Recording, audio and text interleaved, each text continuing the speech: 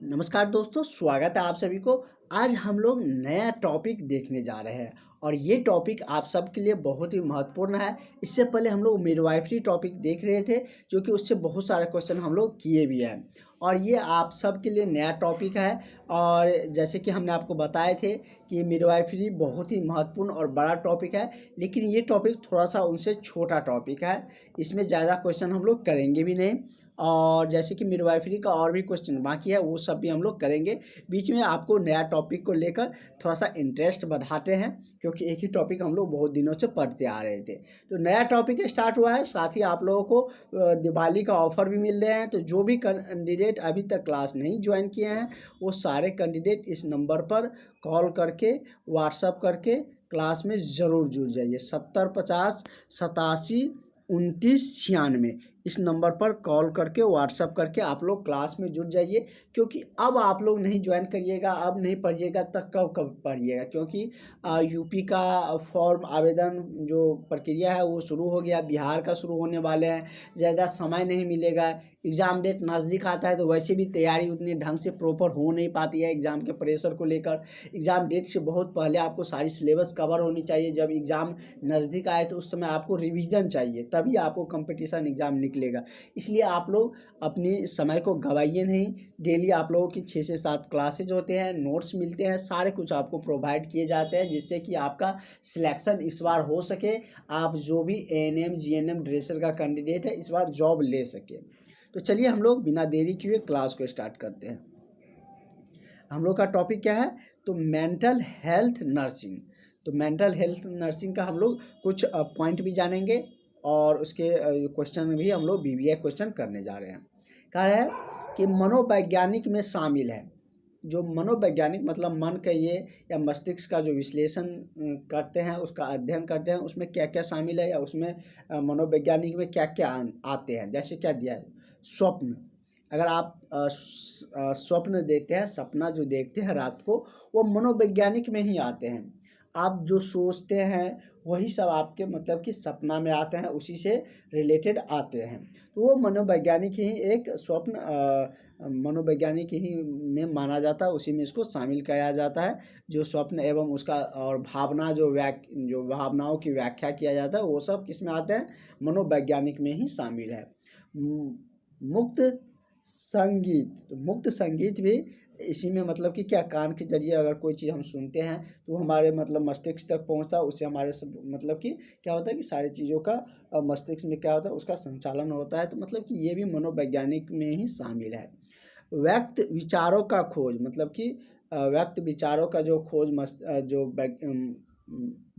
कह सकते हैं कि हम लोग के माइंड से जो आते हैं, वो भी क्या इसमें के शामिल होंगे? तो मनोवैज्ञानिक में ही शामिल होंगे। तो इस तरीके से हम लोगों का इसका ऑप्शन नंबर डी सही हो जाएगा। ये तीनों मनोवैज्ञानिक के अंतर्गत ही आएंगे। अगला है कि ईसीटी देने के बाद, ईसीटी के बारे में हम लोग देखेंगे। जो इलेक्ट्रिकल ऐसे समझ सकते हैं, इलेक्ट्रिकल जो शॉक थेरेपी है उसके बारे में हम लोग डिटेल्स में जानेंगे भी। कह रहा है कि ईसीटी देने के बाद नर्सिंग देखभाल में निम्नलिखित में से कौन सा शामिल नहीं है? तो ईसीटी देने के बाद नर्सिंग देखभाल में जो शामिल नहीं है वो क्या है? तो प्रक्रिया के 6 से 8 घंटे तक कुछ भी पीने या खाने नहीं। मतलब कि इसमें क्या होता है? तो इस प्रक्रिया के बाद जब ईसीटी दिया जाता है, जब विद इलेक्ट्रिक करेंट दिया जाता है, तो उसके कितने घंटे बाद? तो 6 से 8 घंटे तक उसको कुछ भी पीने या खाने के लिए नहीं दिया जाता है। तो चलिए ईसीटी के बारे में जान लेते हैं, क्या होता है उसके बारे में डिटेल्स में हम लोग जान लेते हैं। इसके बाद आपके आगे में भी बहुत सारा क्वेश्चन ईसीटी से ही रिलेटेड है, इसलिए ईसीटी के बारे में हमको जानना ज़रूरी है। तो पहले उसके बारे में डिटेल्स जान लेते हैं। तो ईसीटी का पूरा नाम क्या होता है? Electroconvulsive therapy. इसमें क्या होता है कि यह एक चिकित्सीय प्रक्रिया है। क्या है? एक चिकित्सा का प्रक्रिया है। और इसमें क्या होता है? तो इसमें मस्तिष्क के माध्यम से क्या होता है? तो मस्तिष्क के माध्यम से क्या होता है? तो मस्तिष्क के माध्यम से इसमें एक हल्का विद्युत, मतलब ये नहीं कि पूरा विद्युत है, क्योंकि बहुत ज़्यादा विद्युत शरीर में आने पर क्या होता है, आदमी के डेथ भी हो जाते हैं। क्योंकि हमारा बॉडी जो है विद्युत का सुचालक होता है, मतलब कि उससे विद्युत धारा प्रवाह होते हैं। तो इसलिए हल्का विद्युत दिया जाता है। कितना हल्का विद्युत प्रवाह पारित किया, मतलब कि विद्युत का हल्का प्रवाह पारित किया जाता है, जिससे एक छोटा दौरा पड़ता है। क्या होता है? एक छोटा सा उसे दौरा पड़ता है। यह प्रक्रिया गंभीर उपचार प्रतिरोधी मानसिक स्वास्थ्य, मतलब मानसिक स्वास्थ्य जिसका खराब होता है उस केस में ये दिया जाता है। जब मेडिसिन काम नहीं करता है तो उससे उनको मतलब बेनिफिट नहीं होता है, अगर ठीक नहीं हो पा रहा है तो उस केस में ये दिया जाता है ईसीटी का थेरेपी। और इसमें क्या होता है, तो इस स्थिति में मतलब कि उपचार प्रतिरोधी मानसिक स्वास्थ्य स्थितियों पर क्या करते हैं, मजबूत सकारात्मक प्रभाव डालते हैं। और ईसीटी एक क्या है, प्रभावी सुरक्षित तकनीक है। क्या है? एक तरीके से चिकित्सा का तकनीक है, प्रणाली है, जिसे जो सुरक्षित भी होते हैं। इसमें मतलब मनोवैज्ञानिक जो कह सकते हैं या मानसिक रोग से जो ग्रसित होते हैं उनको दिया जाता है हल्का शॉर्ट सर्किट की तरह। और इसमें क्या होता है कि इस उपचार में एनेस्थेसिया जो होते हैं शामिल है। मतलब एनेस्थेसिया बेहोश करने के लिए दिए जाते हैं, ये आप सबको भी पता है, ताकि उसको प्रक्रिया के दौरान दर्द का महसूस न हो। पहले मतलब एनेस्थेसिया दिया जाता है, एनेस्थेसिया भी इस प्रक्रिया में शामिल है। तो ईसीटी के बारे में जान लिए। ये नोट्स आपको मिल जाएंगे, साथ ही क्वेश्चन वाला नोट्स भी आप लोगों को मिल जाएंगे जो भी क्लास ज्वाइन किए हैं। जो नहीं क्लास ज्वाइन किए हैं वो सब क्लास ज्वाइन कर लीजिए। आपको जो क्लास छूट गया है वो भी आगे की जो क्लासेज होंगे वो सारे मिलते रहेंगे आपको। तो चलिए हम लोग अपने क्वेश्चन पर वापस आते हैं। मतलब क्या होता है और इसके बाद आप लोगों का फिर से उससे रिलेटेड क्वेश्चन है। तो ये आपका था क्या, तो कह रहा था क्वेश्चन यहाँ पर कि ईसीटी देने के बाद नर्सिंग देखभाल में निम्नलिखित में से कौन सा है शामिल नहीं है। जैसे कि इसमें क्या दिया गया है, तो इसमें आपको दिया गया है कि क्वेश्चन में कि ईसीटी देने के बाद नर्सिंग देखभाल में निम्नलिखित में से कौन सा शामिल नहीं है। जैसे ऑप्शन फर्स्ट था महत्वपूर्ण संकेतों का आकलन, रोगी को 30 से 60 मिनट तक सोने देना। और इसमें था क्या कि प्रक्रिया के 6 से 8 घंटे तक कुछ भी खाने पीने के लिए नहीं देना। उसके बाद है कि रोगी को उसकी दैनिक गतिविधियों करने में मदद करना, मतलब चलने फिरने और जो वर्क है उसमें मदद करना चाहिए। ये सब ठीक था, यही मतलब कि इसके लिए मतलब कि नर्सिंग देखभाल में नहीं शामिल है। तो ये मतलब कि उतना घंटे से पहले इसमें क्या है कि खाने पीने के लिए नहीं दिया जाता है जब ईसीटी किसी पेशेंट को लगाए जाते हैं। तो अगला क्वेश्चन आपका कह रहा है कि ईसीटी देने के बाद रोगी को कौन सी स्थिति प्रदान की जाती है। पहला है सुपाइन, दूसरा है प्रोन, तीसरा है साइड लेटे हुए, चौथा है आपको लिथोटॉमी। तो ईसीटी देने के बाद मतलब कि देते समय तो करवट सीधा ऐसे लेटाया जाता है, लेकिन देने के बाद जो उसका स्थिति प्रदान किया जाता है वो कैसे, तो साइड करके लेटाया जाता है। कैसे, तो साइड लेटे हुए स्थिति उसको प्रदान की जाती है। तो इसका करेक्ट आंसर आपका ऑप्शन नंबर सी हो जाएगा। नेक्स्ट क्वेश्चन आपका कह रहा है कि ईसीटी देने के दौरान नर्सिंग देखभाल में शामिल है। एक क्वेश्चन क्या था, दूसरा नंबर कि ईसीटी देने के बाद इनमें से कौन नर्सिंग देखभाल में शामिल नहीं है। लेकिन यहाँ पर है कि ईसीटी देने के दौरान नर्सिंग देखभाल में निम्नलिखित में से शामिल है। तो ईसीटी हम आपको पूरी डिटेल्स में बता दिए, इसका फुल फॉर्म भी बता दिए, होता क्या है वो भी बता दिए। अब सिंपल उसको क्वेश्चन का आंसर करते जाना है और एक बार पढ़िएगा आपको आने लगेगा। एक बार वीडियो से देखिएगा, एक बार नोट्स आपको मिला रहेगा, उसे एक बार आप पढ़ लीजिएगा, आपको निश्चित रूप से आने लगेगा। तो ईसीटी देने के दौरान नर्सिंग देखभाल में जो शामिल है, जैसे क्या ऑप्शन दिया गया आपका, जांघों को रोकना, या सिर को मोड़ना, या रोगी को ग्रैंडमल दौरे के लिए देखने, या इनमें से कोई नहीं। तो ईसीटी देने के दौरान नर्सिंग देखभाल में जो शामिल प्रक्रिया है, जो उसमें शामिल किया जाए तो वो क्या है, सिर को मोड़ना। क्या है, सिर को मोड़ना। तो ये करेक्ट आंसर इसका क्या हो जाएगा, ऑप्शन नंबर आपका बी, क्योंकि जांघों से उसका कोई मतलब है नहीं। उसका इलाज तो मेनली क्या सिर में ही होंगे, उस केस में होते हैं।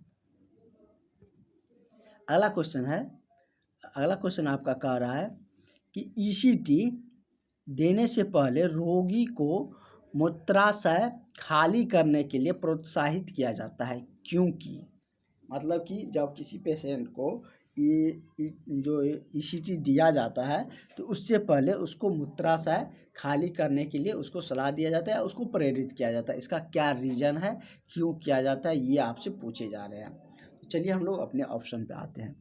कह रहा है कि इसमें गुर्दे की विफलता हो सकती है, या इसमें उपचार की प्रभावशीलता की कमी हो सकती है, या प्रक्रिया के दौरान रोगी बिस्तर खराब कर सकता है, या इससे मूत्र प्रतिधारण हो सकता है। तो ये सब कुछ नहीं होता, मतलब सिंपल एक ही है कि मतलब कि जब शॉर्ट सर्किट दिया जाता है तो मतलब कि उस दौरान वो बिस्तर को क्या कर सकता है, खराब कर सकता है, मतलब कि वो मूत्र कर सकता है। इसलिए शॉर्ट सर्किट से पहले मूत्राशय को खाली करने के लिए प्रोत्साहित या उसको सलाह दिया जाता है।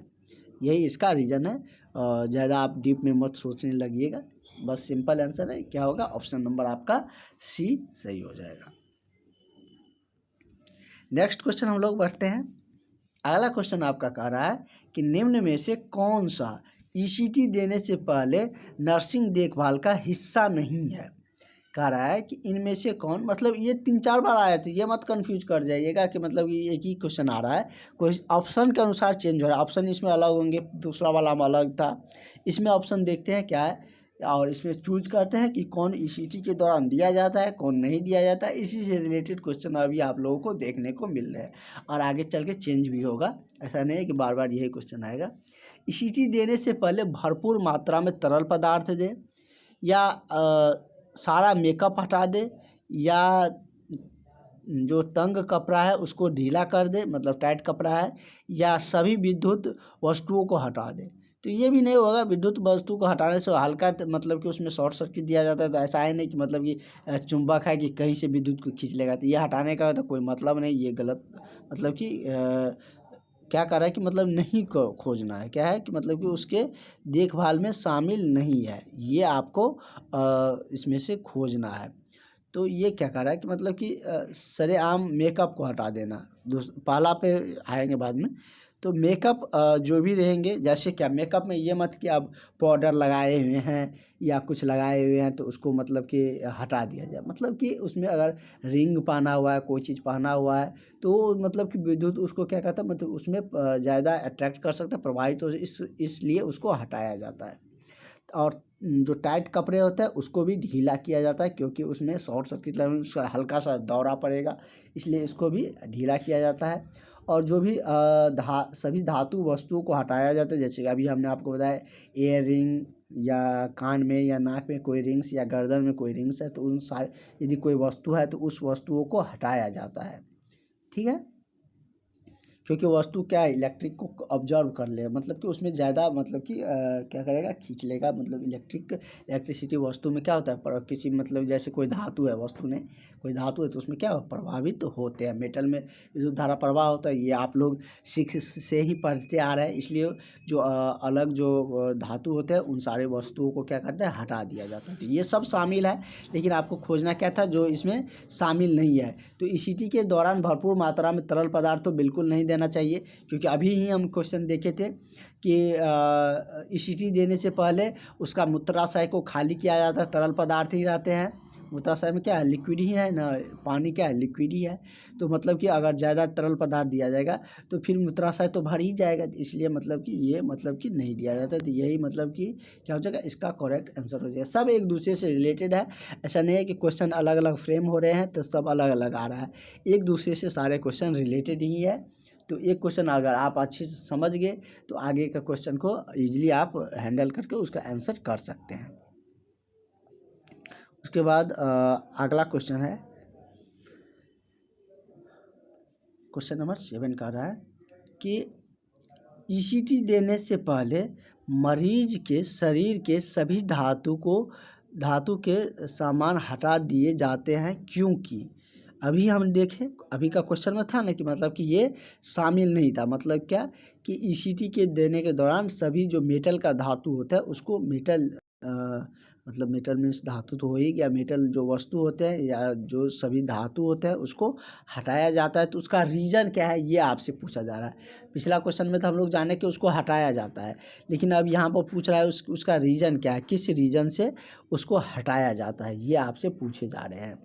तो फर्स्ट ऑप्शन है कि वे गलत जगह पर रखे जा सकते हैं, या वे छोड़े जा सकते हैं, या विद्युत धारा शरीर के अंगों से मतलब कि गुजर सकती है, या इससे शरीर को संभालना मुश्किल हो सकता है। तो ये क्या होंगे, ऐसे क्या है कि मेटल है तो उसमें हमने अभी आपको बताया कि वो क्या करेगा, विद्युत को अपनी तरफ अट्रैक्ट, मतलब कि उससे विद्युत धारा प्रभावित होता है। जैसे शॉर्ट सर्किट देते हैं तो वो मतलब कि जो ईसीटी देते हैं वो मस्तिष्क में देते हैं। तो अगर धातु लगा हुआ है, मेटल अगर पहना हुआ है, तो वो उससे क्या होगा, शरीर के अलग अंगों में भी क्या होगा, विद्युत धारा प्रभावित हो जाएगा, मतलब कि उससे गुजरेगा, इसीलिए इसको हटाया जाता है।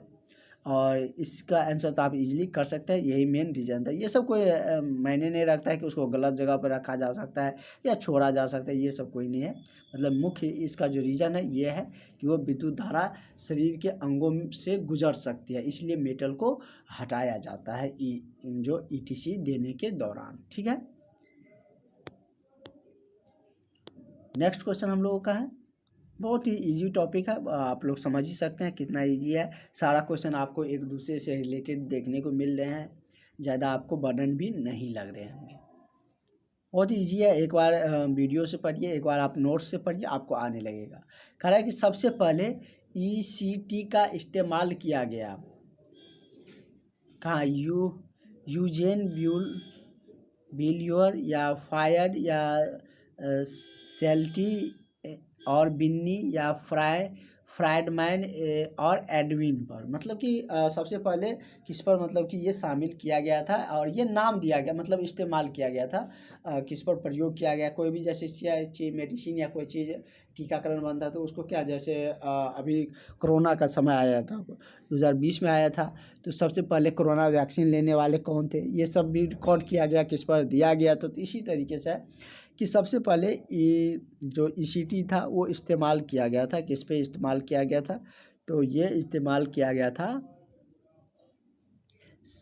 सेल्ट्री और बिन्नी, किस पे, सेल्ट्री और बिन्नी पर। तो इसका करेक्ट आंसर ऑप्शन नंबर आपका सी सही हो जाएगा। ठीक है, जो सेरलिट थे, शेरलिट और बीनी, उस पर मतलब कि ईटीसी का इस्तेमाल सबसे पहले किया गया था। अब तो बहुत सारा मतलब कि हो ही रहा है लगातार, बहुत मतलब कि पेशेंट पर मतलब इस्तेमाल किए गए होंगे। तो करेक्ट आंसर क्या हो जाएगा, शेरलिट और बीनी। अगला क्वेश्चन है, वह थेरेपी जिसे चिकित्सीय समुदाय क्या कर रहा है, चिकित्सीय समुदाय के रूप में भी जाना जाता है, इसमें से कौन सा ऐसा थेरेपी दिया गया है जो चिकित्सीय समुदाय के रूप में जाना जाता है। चलिए हम लोग ऑप्शन पे चलते हैं कि मिल्यू थेरेपी, वैवाहिक थेरेपी, समूह थेरेपी, बाढ़। ये बाढ़ सब तो कोई मतलब कि चिकित्सीय थेरेपी है नहीं, सामूहिक थेरेपी भी नहीं है, विवाहिक थेरेपी, इस विवाहिक कोई थेरेपी ऐसा है ही नहीं कि मतलब। तो मूलिक एक थेरेपी है जो क्या है, चिकित्सीय समुदाय का मतलब चिकित्सीय समुदाय के रूप में भी इसे जाना जाता है, किसको, तो मिल्यू थेरेपी को। ठीक है, बात सब तो आप ऐसे ही छाट सकते हैं, तो ऑप्शन से भी आंसर आ सकता है। ठीक है, 3-4 ऑप्शन दिया गया है, उससे आपको पता चल जाएगा कि कौन होगा कौन नहीं होगा। इसलिए हम आपको बताए थे कि ये टॉपिक बहुत ही ईजी है, आपको बहुत ज़्यादा इसमें सोचने की ज़रूरत नहीं है, सिर्फ आप पढ़ते जाइए, क्लास करते जाइए, आपको आएंगे इस टॉपिक से सारे क्वेश्चन आपको बनेंगे। कह रहा है कि वह थेरेपी जिसका उद्देश्य एक स्वस्थ वातावरण प्रदान करना है जो रोगी की शीघ्र रिकवरी में मदद करता है। ऐसा कौन सा थेरेपी है जिसका उद्देश्य एक स्वस्थ वातावरण प्रदान करना होता है, जो शीघ्र रिकवरी भी करने में भी मदद करता है। कोई चीज़ का रिकवरी होता है ना, तो वही मतलब कि जैसे कोई सेल टूट गया या मतलब कि कोई टिश्यू डैमेज हो गया तो उसका रिकवरी होता है ना, तो वही कह रहा है कि रिकवरी करने में भी मदद करता है, शीघ्र रिकवरी करने में। तो कौन सा थेरेपी है ये आपको खोजना है, तो वो क्या है, मिल्यू थेरेपी ही है, जो कि सबसे फास्टली ये क्या करता है, शीघ्र रिकवरी करते हैं। मिल्यू थेरेपी मतलब कि एक स्वस्थ वातावरण भी प्रदान करते हैं और ये शीघ्र रिकवरी भी करने में मदद करता है, मिल्यू थेरेपी। करेक्ट आंसर इसका ऑप्शन नंबर ए हो जाएगा। अगला क्वेश्चन है कि थोड़ा सा हम लोग थ्योरी देख लेते हैं, इसलिए ज़्यादा समय उधर चल जाता है, तो क्वेश्चन हम लोगों का बहुत ज़्यादा नहीं हो पाता। लेकिन एक दिन में बहुत ज़्यादा सिर्फ क्वेश्चन ही करवाते जाएंगे तो आप लोग के ऊपर से क्वेश्चन जाने लगेगा। मतलब कि जब तक समझ के नहीं पढ़िएगा, ईटीसी का मतलब कि ईसीटी का हम लोग का कितना ज़रूरी था जानना, उसी से सारा क्वेश्चन था। तो ये मत समझिएगा कि हम लोग का क्वेश्चन बहुत ज़्यादा करना, बहुत ज़्यादा करने से नहीं मतलब है, आपको कितना आता है वो मायने रखता है। क्योंकि कोई एग्जाम में तो 100 क्वेश्चन है, तो क्या आप 100 क्वेश्चन है तो उसमें से आप सब बना दीजिएगा, सिलेक्शन हो जाएगा? नहीं, आप सही जितना बनाइएगा उससे सिलेक्शन होगा। तो अगर आप 60 भी 60 65 या 55, वो कट ऑफ पर डिपेंड करता है, उतना भी बनाते हैं सही सही तो आपको क्या होगा, सिलेक्शन हो जाएगा। आप 100 में 100 बना दिया, एक्यूरेसी है ही नहीं, समझ के पढ़े ही नहीं है, तो वो कोई फ़ायदा नहीं है, उससे कोई सिलेक्शन होंगे नहीं।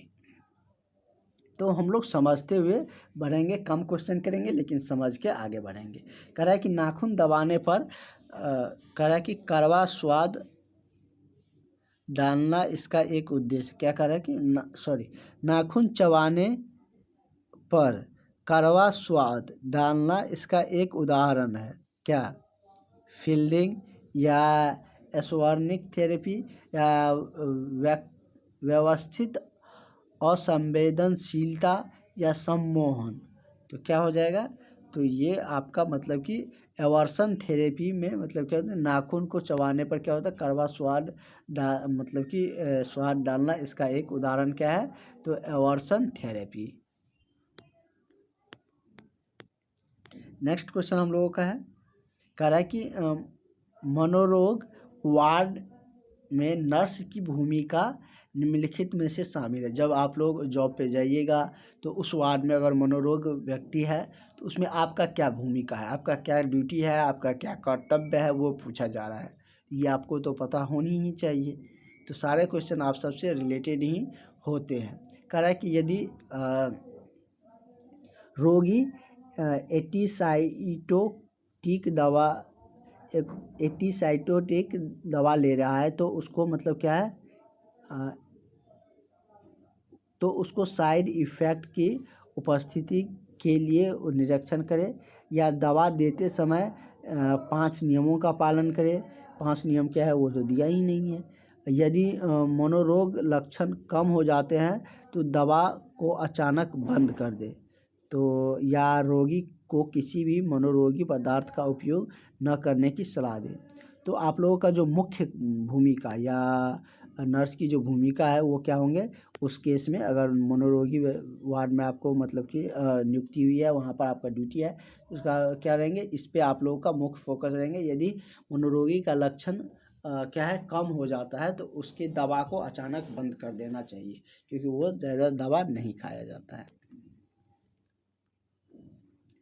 नेक्स्ट क्वेश्चन है कि लिथियम पर क्या है, लिथियम पर रहने वाले रोगी की देखभाल के दौरान सबसे महत्वपूर्ण नर्स की भूमिकाओं में से एक क्या है? रक्त लिथियम स्तर का अवलोकन करें या नमक एवं तरल पदार्थ का सेवन सीमित करें या सेवने आउटपुट जो चार्ट है वो बना के रखें या भोजन से पहले दवा दे। तो आप लोगों का क्या प्रमुख कार्य होंगे, यहाँ पर देख रहे हैं, कह रहा है कि सबसे महत्वपूर्ण नर्स की भूमिका इनमें से क्या होंगी। आप लोगों की सबसे महत्वपूर्ण भूमिका क्या रहेंगे, तो रक्त लिथियम स्तर का क्या करना, आकलन करना। अगला क्वेश्चन है कि लिथियम आप लोग पीरियडिक टेबल पढ़े होंगे तो उसमें फर्स्ट ग्रुप में है ना लिथियम, क्या है, सोडियम, लिथियम, पोटासियम, रुबिडियम सब है ना। तो वही कह रहा है कि लिथियम के धातु के स्वाद को कम करने के लिए इनमें से दिया जाना चाहिए क्या, सबहू या सोने